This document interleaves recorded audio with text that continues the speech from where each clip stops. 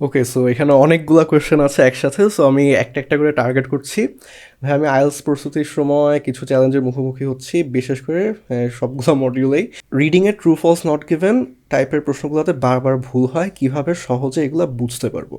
So আমি mainly খুব সহজে জিনিসটা যেভাবে মনে রাখি, true false not given, yes no not given, আর সবসময় মেইন জিনিসটা হচ্ছে যে কোয়েশ্চেনে যেটা লেখা আছে, মানে আপনার কোয়েশ্চেনের যে স্টেটমেন্টটা দেওয়া, ওইটা প্যাসেজে গিয়ে রাইটারের স্টেটমেন্টের সাথে অ্যাগ্রি করছে কিনা। সো বেসিক্যালি এটা মিলাবেন কিভাবে, আপনি প্রথমে স্টেটমেন্টটা বুঝে পড়ার চেষ্টা করবেন, তারপরে প্যাসেজে গিয়ে ওই সিমিলার স্টেটমেন্টটা খুঁজে নেবেন। এটা হচ্ছে একটা সিনারিও। সো খুঁজে পাওয়ার পর যদি দেখেন যে হ্যাঁ এইখানে যেটা বলছে একই কথা বলছে মোরলেস, একটু ঘোরা পেঁচায়, দেন এটা ইয়েস বা ট্রু।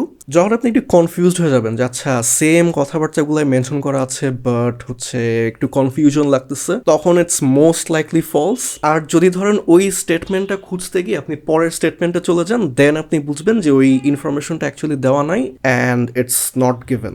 লিসনিংয়ে স্পিকারদের অ্যাকসেন্ট বুঝতে সমস্যা হয়, বিশেষ করে ফাস্ট স্পিকারসদের ক্ষেত্রে। এটা কোনো কার্যকরী অভ্যাস আছে কি? সো এটা প্রিটি সিম্পল। বিভিন্ন অ্যাকসেন্ট নিয়ে যারা হচ্ছে স্পিকার আছে তাদের কথাবার্তা শুনেন, ইউটিউবে জাস্ট র্যান্ডমলি ভিডিওস দেখেন, ব্রিটিশ অ্যাকসেন্ট, আমেরিকান অ্যাকসেন্ট আর অস্ট্রেলিয়ান অ্যাকসেন্ট, এই তিনটা অ্যাকসেন্টের ভিডিওস দেখে একটু অভ্যস্ত হলেই হবে। আর ফাস্ট স্পিকারদের ক্ষেত্রে আপনি যদি ইউটিউবে দেখে থাকেন তাহলে স্পিডটা একটু বাড়ায় দিয়ে করবেন।